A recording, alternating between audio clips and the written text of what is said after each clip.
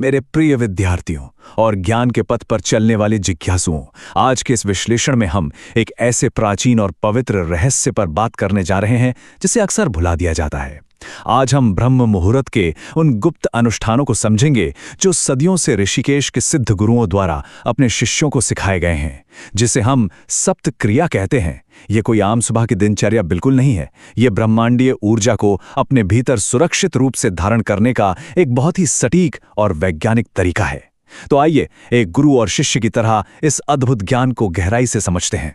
अब सबसे पहला और सबसे बड़ा भ्रम जो आज दूर होना ही चाहिए।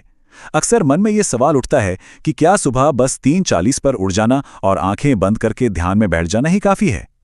कई साधकों को बस यही लगता है, लेकिन हमारे प्राचीन ग्रंथों में एक बहुत बड़ी चेतावनी दी गई है। बिना सही तैयारी के मात्र ध्यान में बैठ जाने से हमारी 70% आध्यात्मिक ऊर्जा पूरी तरह से नष्ट हो जाती है। जरा सोचिए, ये बिल्कुल वैसा ही है जैसे किसी टूटे हुए बर्तन में अमृत भरने की कोशिश करना। सब कुछ बह जाएगा। तो अब सवाल आता है, ये 340 ही क्यों? ये कोई साधारण समय नहीं है, ये ब्रह्म मुहूर्त का एकदम सटीक द्वार है। ठीक इसी क्षण में हमारे आसपास के वातावरण में प्राण, यानी जिसे हम लाइफ फोर्स कहते हैं, वो अपने सर्वोच्च शिखर पर होता है। ये वो समय है जब ब्रह्मांडीय ऊर्जा की सचमुच बारिश हो रही होती है। लेकिन उस बारिश को अपने भीतर कैसे समेटा जाए, यहीं पर काम आती है सप्त क्रिया। इस पूरी प्रक्रिया को आसानी से समझने के लिए प्राचीन ऋषियों ने इसे 4 मुख्य चरणों में बांटा है। पहला, भौतिक शरीर का जागरण। दूसरा, ब्रह्मांडीय शक्तियों के साथ संरेखण। तीसरा, आंतरिक ऊर्जा का उत्थान। और चौथा, अंतिम अर्पण। चलिए इस यात्रा की शुरुआत करते हैं पहले चरण से, यानी अपने भौतिक शरीर का जागरण। सुबह बिस्तर से उठते ही सबसे पहली क्रिया जो करनी है वो है अपनी हथेलियों में ठंडा पानी लेकर उसे धीरे से अपनी आंखों पर 3 बार छलकाना। इसके ठीक बाद दूसरी क्रिया आती है जिसे प्राण आह्वान कहा जाता है। इसमें एक सामान्य पानी का ग्लास लेना है, उसे अपने हृदय के पास रखना है और उसमें 3 गहरी सांसें फूंकनी है। अब देखने में ये दोनों कदम बहुत ही सरल लग सकते हैं ना, लेकिन इनका जो असर है वो सच में हैरान कर देने वाला है। इसके पीछे का जो विज्ञान है वो बहुत गहरा है। रात भर सोते समय हमारी आंखें पीनियल ग्रंथि, जिसे तीसरी आंख भी कहा जाता है, उससे गहराई से जुड़ी होती हैं। वो ठंडा पानी का छींटा सीधे उस संपर्क को सक्रिय कर देता है, और जब पानी में सांस फूंकी जाती है तो हमारे भीतर की लाइफ फोर्स उस पानी में प्रवेश कर जाती है। ये पानी को एल्कलाइन बना देता है, और जैसे ही इसे पिया जाता है शरीर की 72,000 नाड़ियां एक ही झटके में जाग उठती हैं। ये भौतिक शरीर और अध्यात्म का क्या अद्भुत मिलन है। जब ये शरीर रूपी बर्तन जागृत हो जाए तो हम दूसरे चरण की ओर बढ़ते हैं, ब्रह्मांडीय शक्तियों के साथ संरेखण। इसमें हमारी तीसरी क्रिया है सही दिशा का चयन। ध्यान के लिए यूं ही किसी भी दिशा में नहीं बैठना है, हमेशा पूर्व दिशा की ओर मुख करके बैठना बहुत अनिवार्य है। और चौथी क्रिया है एक पवित्र संकल्प लेना। ध्यान शुरू करने से ठीक पहले मन को पूरी तरह से मौन रखने का एक दृढ़ निश्चय करना। चलिए देखते हैं कि इन 2 नियमों पर इतना ज्यादा जोर क्यों दिया गया है। इसके पीछे का विशुद्ध ऊर्जा विज्ञान समझिए। सुबह के समय पूर्व दिशा से पृथ्वी का इलेक्ट्रोमैग्नेटिक फील्ड सबसे अधिक शक्तिशाली होता है। जब कोई पूर्व की ओर मुख करके बैठता है तो मानव शरीर की रीढ़ की हड्डी एक रिसीविंग एंटीना की तरह काम करने लगती है, बिल्कुल एक एंटीना की तरह। ये सीधे ब्रह्मांड से आने वाले दिव्य सिग्नल्स को पकड़ने लगती है। और इसी दिशा के साथ जुड़ता है हमारा मौन संकल्प। जब मस्तिष्क को ये स्पष्ट आदेश दिया जाता है कि मैं अगले 15 मिनट तक पूर्ण मौन रहूंगा, तो ये कोई छोटी बात नहीं है, ये एक बहुत ही सचेत निर्णय है। ये एक वाक्य हमारे अवचेतन मन यानी सबकॉन्शियस माइंड को पूरी तरह से समर्पण करने के लिए मजबूर कर देता है। जो मन इधर उधर भाग रहा था वो अचानक ध्यान में पूरा सहयोग करने लगता है। अब मन और शरीर दोनों तैयार हैं। हम प्रवेश करते हैं तीसरे और अधिक गहरे चरण में, आंतरिक ऊर्जा का उत्थान। यहीं पर आती है हमारी 5वीं क्रिया, त्रिबंध प्राणायाम। इसमें एक गहरी सांस लेकर गले, पेट और शरीर के निचले हिस्से में लॉक्स या बंध लगाए जाते हैं।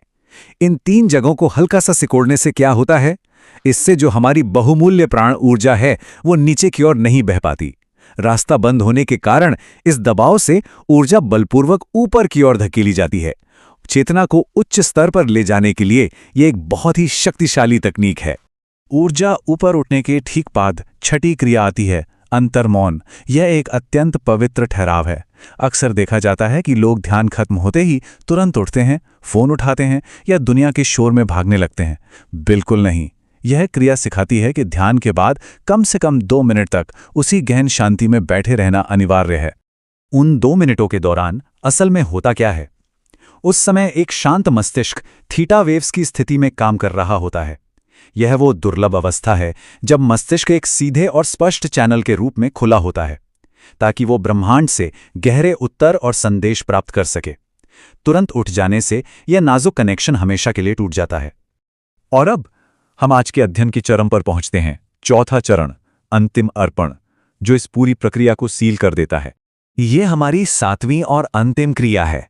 देखने में ये केवल एक सरल सा भाव है, अपनी जगह से उठने से पहले दोनों हाथों को एक साथ जोड़ना और 3 बार कृतज्ञता का मंत्र उच्चारित करना। लेकिन यह समर्पण और धन्यवाद का सबसे शक्तिशाली संकेत है। अर्पण का वो परम मंत्र है, मैं कृतज्ञ हूं। बस इतना ही, लेकिन इस मंत्र को ठीक 3 बार दोहराना होता है। ये कोई साधारण शब्द नहीं है। ये उस पूरी सुबह में उत्पन्न की गई सारी की सारी ऊर्जा को सुरक्षित रूप से भीतर लॉक करने का काम करता है। जब सच्चे मन से ये धन्यवाद दिया जाता है तो मस्तिष्क में तुरंत ऑक्सीटोसिन रसायन का स्राव होता है। ये रसायन और कृतज्ञता का वो गहरा भाव दोनों जब मिलते हैं तो साधक का जो आध्यात्मिक कंपन है, यानी स्पिरिचुअल वाइब्रेशन है, वो अपने सर्वोच्च बिंदु को छू लेता है और इसी के साथ सप्त क्रिया पूरी होती है। लेकिन जरा रुकिए, क्या ये सब केवल एक दिन कर लेने से हो जाएगा? बिल्कुल नहीं। इस रूपांतरण की एक आवश्यक समय सीमा है, 21 दिन। हमारे प्राचीन गुरुओं का ये स्पष्ट निर्देश है कि जो भी इस मार्ग पर चलना चाहता है उसे बिना एक भी दिन चूके लगातार 21 दिनों तक इस सप्त क्रिया का पालन करना चाहिए। और इसके पीछे प्राचीन गुरुओं का एक बहुत गहरा वादा है। ये केवल एक दावा नहीं, बहुतों का अनुभव है। जब पूरे समर्पण के साथ 21 दिनों तक इस नियम का पालन किया जाता है तो 22वें दिन चमत्कारिक रूप से मस्तिष्क में वो उत्तर स्वयं प्रकट होने लगते हैं जिनकी खोज शायद कोई पिछले 5 वर्षों से कर रहा हो। जीवन की बड़ी से बड़ी उलझनें सुलझने लगती हैं। मेरे प्रिय विद्यार्थियों, ज्ञान केवल सुन लेने भर से नहीं मिलता, ज्ञान तो अनुभव से ही फलीभूत होता है। आज जो रहस्य हमने इस विश्लेषणात्मक सत्र में समझे हैं, उनका असली प्रमाण केवल और केवल आपके अपने अभ्यास में है।